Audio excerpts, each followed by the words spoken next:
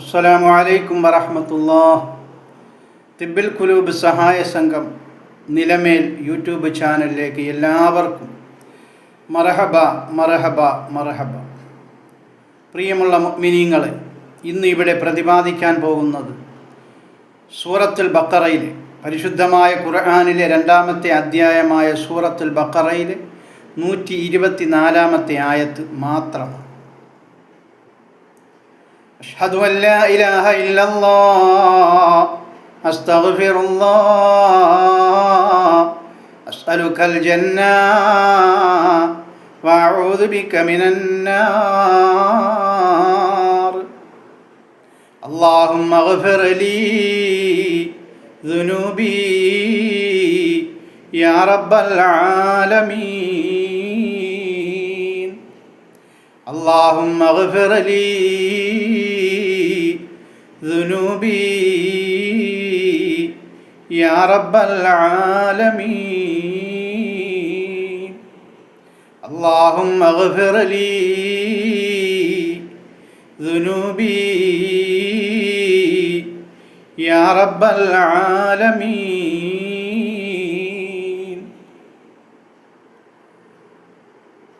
പ്രിയമുള്ള മുഅ്മിനീങ്ങളെ, ആദ്യത്തെ 10 കഴിഞ്ഞിരിക്കുകയാണ്, റഹ്മത്തിൻ്റെ 10. ഇനി മഗ്ഫിറത്തിൻ്റെ 10, പാപങ്ങൾ പൊറുക്കുന്ന ഒരു 10 നോമ്പാണ്. അപ്പോൾ ഇന്ന് തൊട്ട് നമ്മൾ പറയാനുള്ളത് അഷ്ഹദു അൻ ലാ ഇലാഹ ഇല്ലല്ലാഹ് അസ്തഗ്ഫിറുല്ലാഹ് അസ്അലുകൽ ജന്ന വഅഊദു ബിക മിനന്നാർ എന്ന് പറഞ്ഞതിന് ശേഷം അല്ലാഹുമ്മ ഗ്ഫിർ ലീ ദുനൂബി യാ റബ്ബൽ ആലമീൻ. ഇങ്ങനെ പറയാൻ അറിയാത്തവർക്ക് അല്ലാഹുവേ, ഞാൻ ചെയ്തു പോയ പാപങ്ങളൊക്കെയും നീ എനിക്ക് പുറത്ത് തരണേ അല്ലാഹ്. ഇങ്ങനെ മലയാളത്തിൽ ഇഷ്ടംപോലെ പറയണം. നിസ്കാരത്തിന് ശേഷം മാത്രമല്ല, എപ്പോഴൊക്കെ പറയാമോ അപ്പോഴൊക്കെ അല്ലാഹുമ്മ ഗ്ഫിർ ലീ ദുനൂബി യാ റബ്ബൽ ആലമീൻ. അറബിൽ അറിഞ്ഞുകൂടെങ്കിൽ അല്ലാഹുവേ, നീ എൻ്റെ സർവ്വ പാപങ്ങളും നീ എനിക്ക് പുറത്ത് മാപ്പാക്കി തരണേ അല്ലാഹ് എന്നിങ്ങനെ പറഞ്ഞുകൊണ്ടേയിരിക്കണം. ആത്മാർത്ഥമായിട്ട് പറഞ്ഞുകൊണ്ടിരുന്നാൽ നമ്മളുടെ പാപങ്ങളെല്ലാം പുറത്തു തരും. അതുപോലെ നമ്മളൊരു കാര്യം മനസ്സിലാക്കേണ്ടത്, അനുഗ്രഹത്തിൻ്റെ 10 കഴിഞ്ഞു എന്ന് നമ്മളൊക്കെ പറയും, സാധാരണ അങ്ങനെയാണ് പറയാറ്. പക്ഷെ അത് നമ്മളൊക്കെ മനസ്സിലാക്കിയിരിക്കുന്ന ഈ അനുഗ്രഹത്തിൻ്റെ എല്ലാം കഴിഞ്ഞു എന്നാണ്. അങ്ങനെയല്ല. അള്ളാഹുവിൻ്റെ അനുഗ്രഹം നമ്മൾ ഓരോരുത്തരും സ്വർഗത്തിൽ കയറിയാലും അള്ളാഹുവിൻ്റെ അനുഗ്രഹങ്ങൾ ഉണ്ട് എങ്കിൽ മാത്രമേ നമുക്കവിടെ സ്വർഗത്തിലും കഴിയാൻ പറ്റുകയുള്ളൂ. അപ്പോൾ നമുക്ക് മനസ്സിലായില്ല കാര്യം. അനുഗ്രഹം എന്നും അള്ളാഹു ചൊരിയും. പക്ഷേ ഈ പരിശുദ്ധമായ റമളാനിൽ ഈ 10 ദിവസം പ്രത്യേകമായ അനുഗ്രഹങ്ങൾ മുഅ്മിനീങ്ങൾക്ക് അള്ളാഹു നൽകും. അത് നമ്മൾ അള്ളാഹുവിനോട് ചോദിക്കണം. അതാണ് ഇതിൻ്റെ പൊരുൾ. എന്ന് പറഞ്ഞതുപോലെ ഇനി 2-ാമത്തെ 10-ലും അള്ളാഹു നമുക്ക് മുഅ്മിനീങ്ങൾക്ക് പ്രത്യേകമായി നമ്മുടെ പാപങ്ങളെല്ലാം അള്ളാഹു പുറത്തു തരും. അതിനെ നമ്മൾ അള്ളാഹുവിനോട് ചോദിക്കണം. അല്ലാതെ ഈ 10 ദിവസമേ ഉള്ളൂ എന്ന് നമ്മൾ ആരും തെറ്റിദ്ധരിക്കരുത്. അപ്പം ഇതൊരു പ്രത്യേകമായി അള്ളാഹു മുഅ്മിനീങ്ങൾക്ക് പാപങ്ങൾ പൊറുക്കാൻ വേണ്ടി പ്രത്യേകമായി ഒരു സംവിധാനം ഒരുക്കി വെച്ചിരിക്കുകയാണ് ഈ പരിശുദ്ധമായ ഈ 11 മുതൽ 20 വരെയുള്ള നോമ്പിൽ. അപ്പോൾ അതാണ് നമ്മൾ മനസ്സിലാക്കേണ്ടത്. അർഹമുറാഹിമായ രാജാതിരാജനായ മലിക്കിൽ ജബ്ബാറായ അല്ലാഹുവേ, ഞങ്ങൾ അറിഞ്ഞുകൊണ്ടും അറിയാതെയും രഹസ്യമായും പരസ്യമായും ഒരുപാട് ഒരുപാട് ഒരുപാട് തെറ്റുകൾ ചെയ്തു പോയ അരും പാപികളാണ് അല്ലാഹ്. ഞങ്ങൾക്കെല്ലാവർക്കും ഞങ്ങൾ ചെയ്തു പോയ സർവ്വ പാപങ്ങളും നീ വിട്ടുപുറത്ത് മാപ്പാക്കി തരണേ അല്ലാഹ്. അല്ലാഹുവേ, ആഫിയത്തോടു കൂടിയുള്ള ദീർഘായുസ് നീ ഞങ്ങൾക്കെല്ലാവർക്കും നൽകണേ റഹ്മാനേ. അല്ലാഹുവേ, ഞങ്ങളിലുള്ള രോഗങ്ങൾക്ക് പൂർണ്ണ ശിഫാ നൽകണേ അല്ലാഹ്. മാരകമായ രോഗങ്ങളൊന്നും തരല്ലേ അല്ലാഹ്. ഒരൊറ്റ രോഗവും നീ ഞങ്ങൾക്ക് തരല്ലേ അല്ലാഹ്. അല്ലാഹുവേ ഞങ്ങളുടെ കൂട്ടകുടുംബാദികളെയെല്ലാം ഈ ദുആയിൽ നീ ഉൾപ്പെടുത്തണേ റഹ്മാനേ. അല്ലാഹുവേ ഞങ്ങളുടെ നോമ്പുകൾ നീ സ്വീകരിക്കണേ അല്ലാ. ഞങ്ങളുടെ ബാക്കിയുള്ള അമലുകൾ നീ സ്വീകരിക്കണേ അല്ലാ. ഒരുപാട് തെറ്റുകുറ്റങ്ങളുള്ള അമലുകളാണ് റബ്ബേ ഞങ്ങളുടേത്.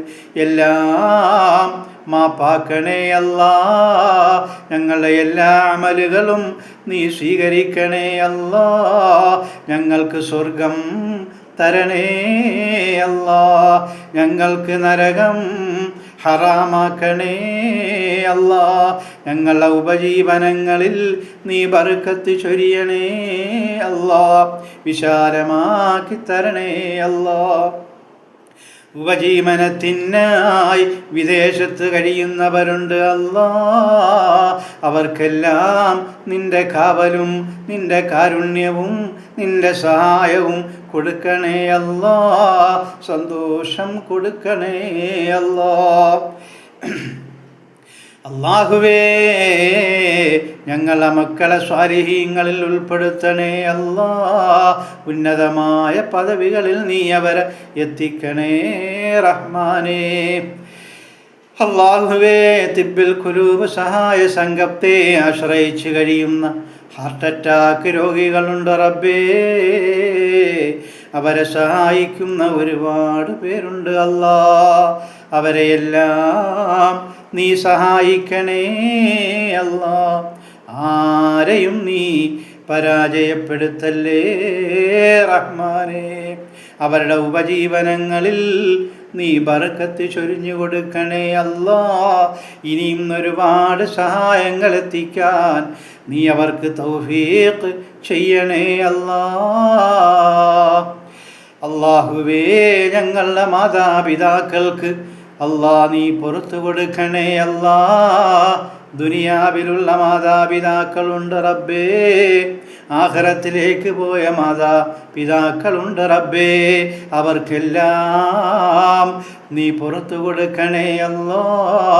അവരോടെല്ലാം നീ കരുണ കാണിക്കണേ റഹ്മാനേ.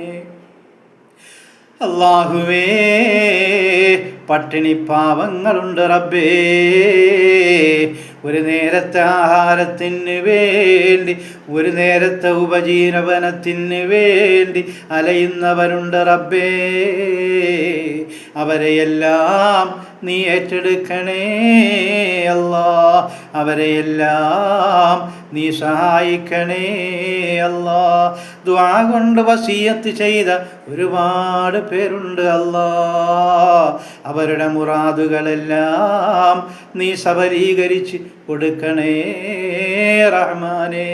വൽഹംദുലില്ലാഹി റബ്ബിൽ ആലമീൻ.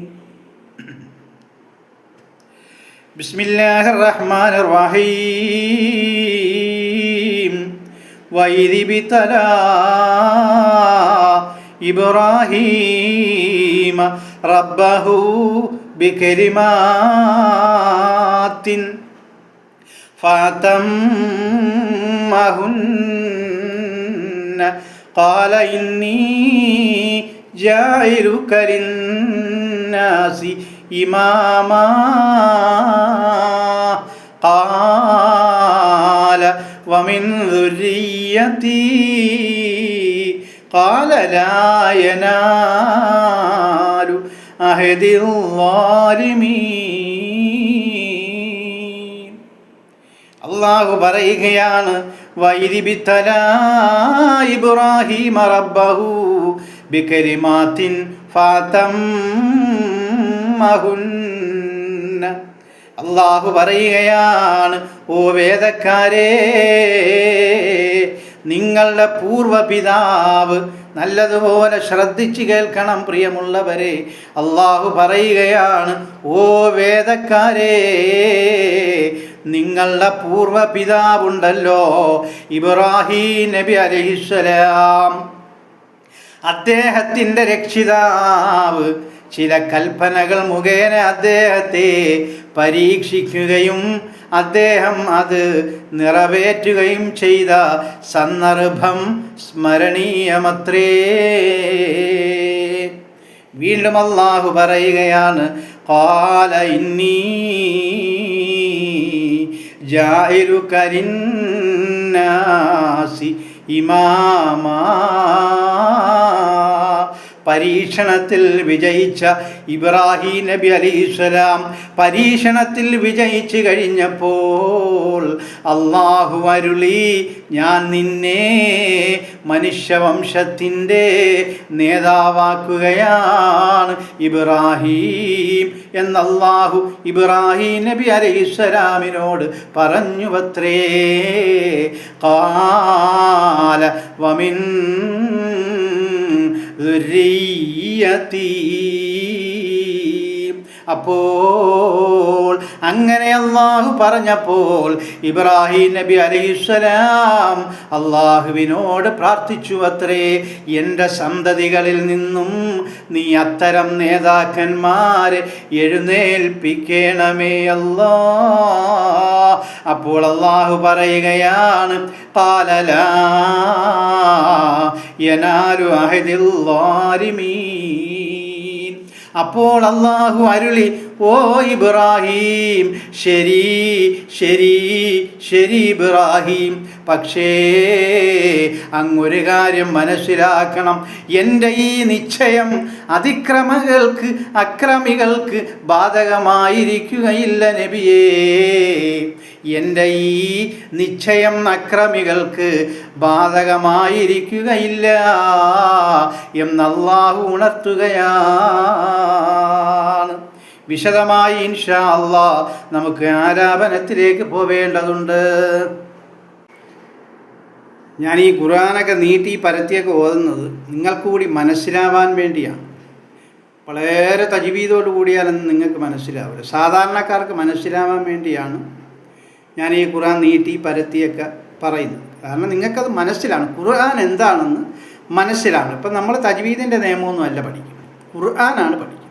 ആ ഖുർആൻ എന്താണെന്ന് നമ്മൾ അറിയണ്ടേ. അപ്പോൾ അവിടെ നമ്മൾ തജ്വീദിൻ്റെ നിയമവും കൊണ്ട് നിന്ന കാര്യം നടക്കും. അപ്പോൾ ഖുർആൻ പഠിക്കാൻ വേണ്ടിയുള്ള ഒരു രീതിക്ക് വേണ്ടിയാണ് ഞാൻ ഇങ്ങനെയൊക്കെ നീട്ടി പരത്തി നിർത്തി ഒക്കെ ഓതുന്നത്. അപ്പോൾ ആ കാര്യം നിങ്ങൾ മനസ്സിലാക്കണം. ഈ പരിശുദ്ധമായ ഈ ഒരൊറ്റ ആയത്തിൽ നമുക്ക് ഒരുപാട് കാര്യങ്ങൾ പഠിക്കാനുണ്ട്. ഇൻഷാ അല്ലാഹ് ഇതിൻ്റെ വിശദീകരണവും അർത്ഥവുമാണ് ഞാൻ ഈ ആലാപനത്തിലേക്ക് ഉൾക്കൊള്ളിച്ചിരിക്കുന്നത്.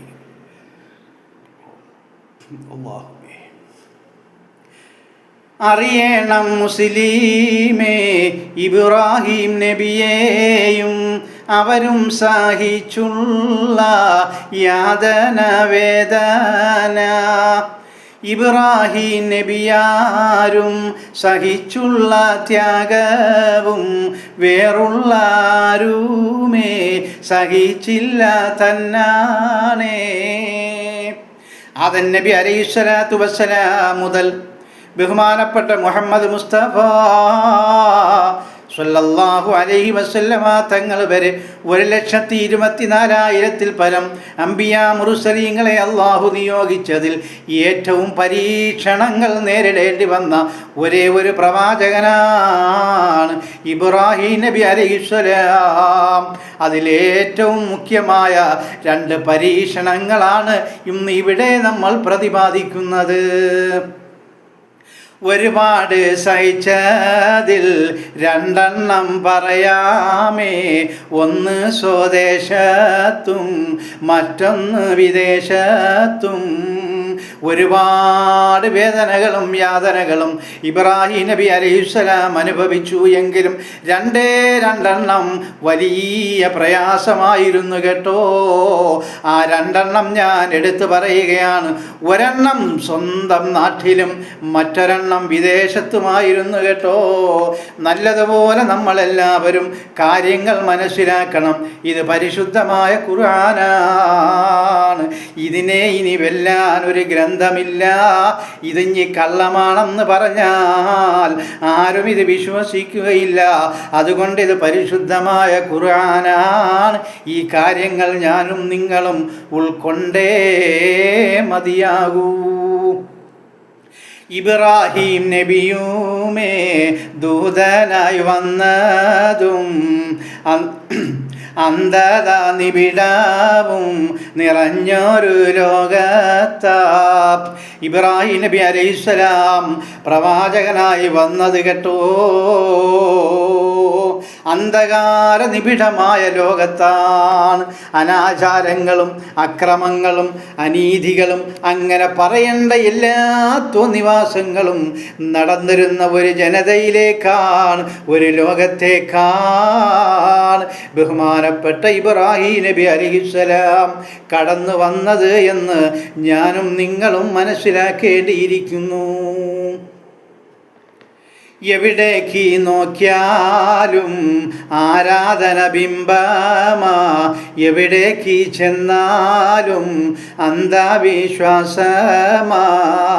ബിംബങ്ങൾ കൊണ്ടാകെ മൂലകൾ കെട്ടുന്നു, മീതെയും കൊടിയേയും നാട്ടുന്നു തോലിൻ്റെ. ഇബ്രാഹിം നബി അലൈഹിസ്സലാം ആ ജനതയിലേക്ക് ചെന്ന് നോക്കിയപ്പോൾ സുബ്ഹാനല്ലാഹ്, എവിടെ നോക്കിയാലും ബിംബാരാധകരാണ്, എവിടെ നോക്കിയാലും അനാചാരങ്ങളാണ്, എവിടെ നോക്കിയാലും ഓരോ മൂലകൾ അവർ കെട്ടിപ്പൊക്കുകയാണ്. എന്നിട്ട് ഓരോ പക്ഷികളുടേതായ തൂവലുകളിൽ നിറം പകർന്നുകൊണ്ട് അവരിതാ കൊടിത്തോരണം പോലെ കെട്ടുകയാണ്. എന്നിട്ടതിൽ വിശ്വാസയോഗ്യമായ ഏതെങ്കിലും ഒരു അവർക്ക് വിശ്വാസയോഗ്യമായ ഏതെങ്കിലും ഒരു ബിംബത്തെ കൊണ്ടവിടെ വെച്ചിട്ട് അവിടെ അവരങ്ങോട്ട് പൂജിക്കുകയാണ്. അവിടെ ദൈവീക സന്ദേശമുണ്ട് എന്നും ദൈവിക സിദ്ധാന്തമുണ്ട് എന്നും ദൈവീകമായ എല്ലാ കഴിവുകളും ആ കൊടിമരത്തിനുണ്ട് എന്നും ഇതാ ഇബ്രാഹിം നബി അലൈഹിസ്സലാത്തു വസ്സലാമിൻ്റെ ജനത ഇതാ വിളംബരം ചെയ്യുകയാണ്. അങ്ങനെ അവർ ബഹുദൈവ വിശ്വാസികളുടെ എല്ലാ ആരാധനകളിലും അവർ പെട്ടുപോയിരിക്കുകയാണ്. ഇതെല്ലാം കണ്ടപ്പോൾ ഇബ്രാഹിം നബി അലൈഹിസ്സലാം അന്തം വിട്ടുപോയി. ദിവ്യത്തെ കൽപ്പിച്ച് പായുന്നു മനുഷ്യരും, ഇത് കണ്ട് ഇബ്രാഹിം അന്തിച്ച് നിന്നാരേ. ഇങ്ങനെ ഓരോ മൂലകളിലും ഓരോ കൊടിയും കെട്ടി ഓരോ പക്ഷികളുടെ ചിറകുകളിൽ പെയിൻ്റ് അടിച്ചിട്ട് അവരിതാ അവിടെ കൊടികൾ കൊണ്ട് കെട്ടിയിട്ട് ഏതെങ്കിലും ഒരു ബിംബത്തിനെയും അവർ കൊണ്ടുവച്ചിട്ട് ആൾക്കാർ ഇങ്ങനെ ആരാധിക്കാൻ തുടങ്ങുകയാണ്. സാധാരണ ആൾക്കാരല്ല അതിന് നേതൃത്വം കൊടുക്കുന്നത്. താഴോട്ട് നമുക്ക് നോക്കാം. ഭരണങ്ങൾ മൊത്തവും പുരോഹിത വർഗമാ, ചേരി തിരിഞ്ഞീതാ ഭരണവും നടത്തുന്നു. അപ്പം ഇതുപോലുള്ളതായ അന്ധകാരങ്ങളും അനാചാരങ്ങളും ദിവ്യത്വങ്ങളും കൽപ്പിക്കുന്നത് ആരാണെന്നറിയുമോ? സാധാരണ ജനങ്ങളല്ല, അന്നുണ്ടായിരുന്ന മത പുരോഹിതന്മാരാണ്. അവരാണ് ഈ സാധാ ജനങ്ങളെയൊക്കെ വഴിപിഴപ്പിച്ചു കൊണ്ടിരിക്കുന്നത്. ഇന്നും അതല്ലേ?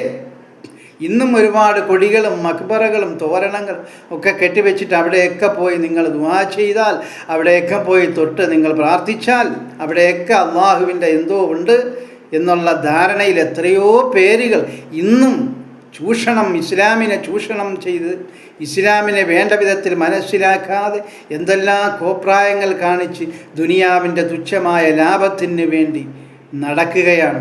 ഇബ്രാഹിം നബി അലൈഹിസ്സലാം വന്നതിനേക്കാൾ ഒരു വലിയ ഒരു ദുരന്ത ജനതയിലേക്കാണ് ഇന്ന് ഖിയാമത്ത് നാൾ അടുത്തുകൊണ്ടിരിക്കുന്നത് എന്നെനിക്ക് തോന്നിപ്പോവുകയാണ്. അതും പുരോഹിതന്മാരെന്ന് പറയുന്നു. പുരോഹിതന്മാരാണോ ആരോ? അള്ളാഹുവേ, കഷ്ടമാണ്. ഇതൊക്കെ എവിടെ കൊണ്ട് വയ്ക്കുമെന്ന് ചോദിച്ചാൽ ആർക്കും അറിയില്ല. ഇതിൻ്റെ പിന്നാലെ പായാനും ഒരുപാട് ജനങ്ങൾ. ഭരണങ്ങൾ മൊത്തവും പുരോഹിത വർഗമാ ചേരി തിരിഞ്ഞീതാ ഭരണവും നടത്തുന്നു. ഓരോ പുരോഹിതന്മാരും ഓരോരോ കഴിവുകളാണ് അവർ തെളിയിക്കുന്നത് എന്നാണ് ഇബ്രാഹിം നബി അലൈഹി ഇസ്ലാമിൻ്റെ കാലഘട്ടത്തിലാണ്. അതുപോലെ തന്നെയാണ് ഇന്ന് ഖിയാമം നാളിലേക്ക് അടുക്കുമ്പോഴും ഓരോ പുരോഹിതന്മാരും ഓരോ സനതും ഓരോ ഡിഗ്രിയും ഓരോ കോപ്രായങ്ങളും വെച്ചുകൊണ്ട് അവരും ഓരോ രീതിയിൽ നടത്തിക്കൊണ്ട് ഇതാ ദുനിയാവിൽ അവർ വിലസുകയാണ്, ആഖിറം അവർ പരാജയപ്പെടുത്തുകയാണ്. അതിൻ്റെ പിന്നാലെ ജനങ്ങളോടുകയാണ്. പാപം ജനങ്ങളെ, ഖുർആനിലേക്ക് മടങ്ങണം കേട്ടോ. ഇതുപോലുള്ള ഖുർആൻ നമ്മൾ ക്ലാസ്സുകളിൽ പങ്കെടുക്കണം കേട്ടോ. ഓരോരോ ഗോത്രത്തിൻ തലവന്മാരാരെന്നോ ഓരോ പുരോഹിതർ അവരും പിഴച്ചോവർ. ഓരോ ഗോത്രത്തിനും ഓരോ ബിംബാരാധകർക്കും ഓരോ മൂലകൾക്കും ഓരോ പുരോഹിതന്മാരുണ്ടത്രേ. ആ പുരോഹിതന്മാർ മൊത്തവും പിഴച്ചവരാണ് എന്ന് ഖുർആൻ അടിവരയിട്ട് പറയുകയാണ്. ഇതെല്ലാം കണ്ടപ്പോൾ ഇബ്രാഹിം നബി അലൈഹിസ്സലാം ചിന്തിച്ചു പോയി, ഇവരെ ഇതിൽ നിന്നെല്ലാം എങ്ങനെ മാറ്റിയെടുക്കാൻ പറ്റും റബ്ബേ, എങ്ങനെ മാറ്റിയെടുക്കാൻ പറ്റും അല്ലാ. ഒരു വലിയ പരീക്ഷണമാണ്. അവരുടെ ഇഷ്ടവും ജനങ്ങളിൽ സ്ഥാപിച്ച് ലാഭങ്ങൾ കൊയ്യുന്നു, അവരും സുഖിക്കുന്നു. അള്ളാഹു പറയുകയാണ്, ഓരോ പുരോഹിതന്മാരും അവരുടേതായ താളത്തിനൊത്ത് അവർ ജീവിക്കുകയും അതിലേക്ക് പാപങ്ങളായ ജനങ്ങളെ ആകൃഷ്ടരാക്കുകയും ചെയ്യുകയാണ്. എന്നിട്ട് അവർ ദുനിയാവിൻ്റെ ലാഭങ്ങൾ കൊയ്യുന്നു, അവർ സുഖിക്കുന്നു. ഈ വക കാര്യങ്ങൾ സകലതും മാറ്റുവാൻ ആകെയും പരിശ്രമം ഇബ്രാഹിം തുടങ്ങിയേ. ഇങ്ങനെയുള്ളതായ കുതന്ത്രങ്ങളും അനാചാരങ്ങളും ബിംബാരാധനകളും അതുപോലെ കൊടിത്തോരണങ്ങളിലുള്ള ദിവ്യശക്തികളെല്ലാം അടിച്ചമർത്താൻ വേണ്ടി ബഹുമാനപ്പെട്ട ഇബ്രാഹിം നബി അലൈഹിസ്സലാം പ്രബോധനം തുടങ്ങുകയായി. നാടാകെ നബിയുമേ തുടങ്ങി പ്രബോധനം, ഒരുമാതിരി ജനങ്ങളും വന്ന് തുടങ്ങിയേ. ഇത് കണ്ടവിടത്തെ മൊത്തം പുരോഹിതർ ഒരുമിച്ച് നിന്നാകെ രാജാവെ മറിയിച്ചേ. ഇതാ ഇബ്രാഹിം നബി അലൈഹിസ്സലാം അള്ളാഹുവിൻ്റെ കലാമുമായി പ്രബോധനം നടത്തിയപ്പോൾ അവിടെയുള്ള പുരോഹിതന്മാർക്ക് ഇതൊന്നും ദഹിച്ചില്ല. അങ്ങനെ ഇബ്രാഹിം നബി അലൈഹിസ്സലാം പ്രബോധനം നടത്തിയപ്പോൾ അവരുടേതായ അവിടെ ഉള്ളതായ എല്ലാ പുരോഹിതന്മാരും ഒരുമിച്ച് കൂടുകയും അവരെല്ലാം ഇതാ അവിടുത്തെ രാജാവിനെ അറിയിക്കുകയും ഇതാ ഇബ്രാഹിം നബി അലൈഹിസ്സലാമിനെ അവിടെ നിന്ന് കെട്ടിക്കാൻ വേണ്ടിയുള്ള കുതന്ത്രങ്ങൾ അവർ മെനയുകയും ചെയ്യുകയാണ്. എല്ലാവരും ഒന്നാകെ ഒരുമിച്ച് നിന്നാരെ അവരവരാൽ കഴിയുന്ന ചെയ്തേ സഹായങ്ങൾ. അവരുമേ എല്ലാരും ഒന്നായി തന്നെയാ തീയിലെറിയുവാൻ കോപ്പകൾ കൂട്ടിയേ. ഭിന്നിച്ച് നിന്നതായ പുരോഹിതന്മാരെല്ലാവരും കൂടി ഒന്നിച്ച് നിൽക്കുകയും രാജാവിനെ അറിയിക്കുകയും ഇബ്രാഹിം നബി അലൈഹിസ്സലാത്തു വസ്സലാമിനെ ഇതാ കൊന്നുകളയാൻ, വെറുതെ കൊല്ലാനല്ല തീയിലിട്ട് കൊല്ലുവാനുള്ള തീരുമാനത്തിൽ അവർ എത്തിച്ചേരുകയും ചെയ്യുകയാണ്. അവരും മദീനയും നിറവേറ്റി പക്ഷേയും അല്ലാഹ്വിൻ കാവലാൽ രക്ഷപ്പെട്ടു ഇബ്രാഹീം. ഈയുള്ള സംഭവം തന്ന സ്വദേശത്ത് വെച്ച് നടന്നുള്ള ആദ്യ പരീക്ഷണം. അങ്ങനെ അവിടുത്തെ രാജാവും പ്രജകളും ഈ പുരോഹിതന്മാരും എല്ലാവരും കൂടി ഇബ്രാഹീം നബി അലൈഹിസ്സലാത്തു വസ്സലാമിനെ തീരിട്ട് എറിഞ്ഞ് കൊല്ലാൻ നോക്കി. പക്ഷേ ഇതാ അല്ലാഹു അവിടെ നിന്നുകൊണ്ട് ഇബ്രാഹീം നബി അലൈഹിസ്സലാമിനെ രക്ഷപ്പെടുത്തുകയാണ്. ഇതാണ് ഒന്നാമത്തെ പരീക്ഷണം. ഏറ്റവും ഒന്നാമത്തെ സ്വദേശത്തെ, സ്വന്തം നാട്ടിലെ ഒന്നാമത്തെ പരീക്ഷണം എന്ന് ഖുർആൻ എടുത്ത് പറയുകയാണ്. ഇനി വിദേശത്തുള്ള രണ്ടാമത്തെ പരീക്ഷണത്തിലേക്കാണ് നമുക്കതിലേക്ക് കടന്നു ചെല്ലാം. ഈയുള്ള സംഭവം തന്ന സ്വദേശത്ത് വെച്ച് നടന്നുള്ള ആദ്യ പരീക്ഷണം.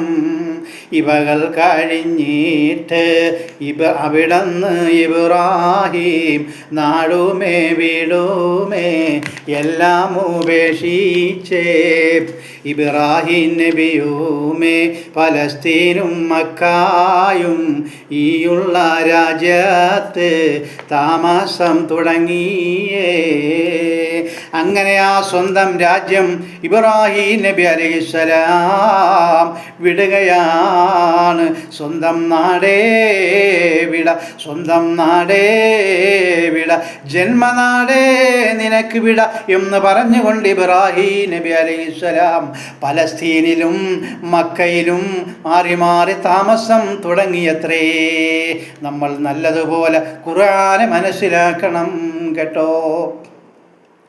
അവിടെയും ഇബ്രാഹീം ദൂതൻ്റെ കർത്തവ്യം നിറവേറ്റി പോരുമ്പോൾ റബ്ബിൻ്റെ കൽപ്പന ഇബ്രാഹീം നബിയോട് സ്വന്തം മകനെയും ബലിയും അർപ്പിക്കാൻ അല്ലാഹ്വിൻ കൽപ്പന.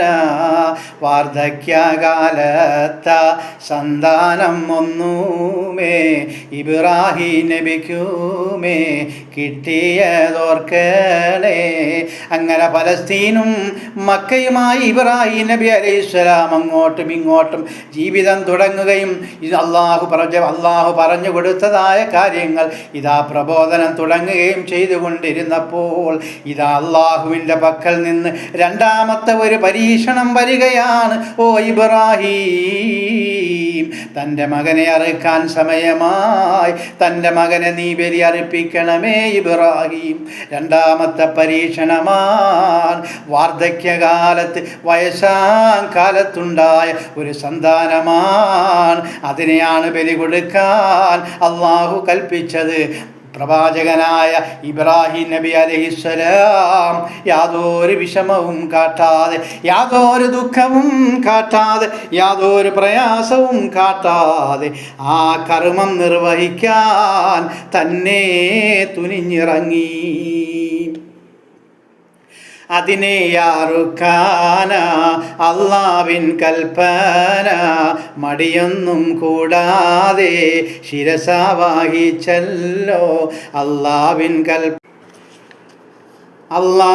കൽപ്പന മകനെ അറിയിച്ച് കർമ്മം തുടങ്ങുവാൻ റെഡിയായി നിന്നാനേ.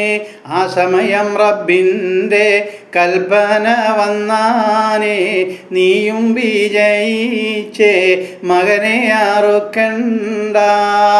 അള്ളാഹുവിൻ്റെ കൽപ്പന ഇതാ. ഇബ്രാഹീം നബി അലൈഹിസ്സലാം ശിരസ വഹിക്കുകയാണ്. അള്ളാഹുവിൻ്റെതായ കൽപ്പന മകനെ അറിയിക്കുകയാണ്. മകനിതാ സമ്മതം മൂടുകയാണ്. അങ്ങനെ മകൻ്റെ സമ്മതം കേട്ട ഉടനെ ആ കർമ്മം നിർവഹിക്കാൻ ഇബ്രാഹീം നബി അലൈഹിസ്സലാം പുറപ്പെട്ട് ഇതാ ഒരു മൈതാനിയിൽ വരികയാണ്. ഇതാ കർമ്മം നിർവഹിക്കുകയാണ്. ആ സമയം അള്ളാഹു പറയുന്നു, ഇബ്രാഹീം നീ വിജയിച്ചിരിക്കുന്നു ഇബ്രാഹിം, നീ വിജയിച്ചിരിക്കുന്നു ഇബ്രാഹിം, നീ വിജയിച്ചിരിക്കുന്നു ഇബ്രാഹിം. ഇനി നീ നിന്റെ മകനെ നീ ബലി അറുക്കണ്ട ഇബ്രാഹിം, നീ വിജയിച്ചു ഇബ്രാഹിം, നീ വിജയിച്ചു ഇബ്രാഹിം. ഇബ്രാഹിം നബി അലൈഹിസ്സലാം ഇതാ അൽഹംദുലില്ലാഹ്, അൽഹംദുലില്ലാഹ്, സർവസ്തുതിയും അല്ലാഹുവിനത്രേ. ഈയുള്ള സംഭവം രണ്ടാമത്തേതാണ്, വിദേശത്ത് വെച്ചാണ് പരീക്ഷണം ഓർക്കേണം. ഈയുള്ള സംഭവമാണ് രണ്ടാമത്തെ പരീക്ഷണം, ഏറ്റവും വലിയ രണ്ടാമത്തെ പരീക്ഷണം. അപ്പോൾ അത് വിദേശത്താണ്, മക്കയിൽ വെച്ച്. അല്ലാഹു പറയുന്നു ഇബ്രാഹിം നബിയെയും പറ്റിയും തന്നാണേ, കേൾക്കണം സോദരേ. ആ ഇബ്രാഹിം നബി അലൈഹിസ്സലാമിനെ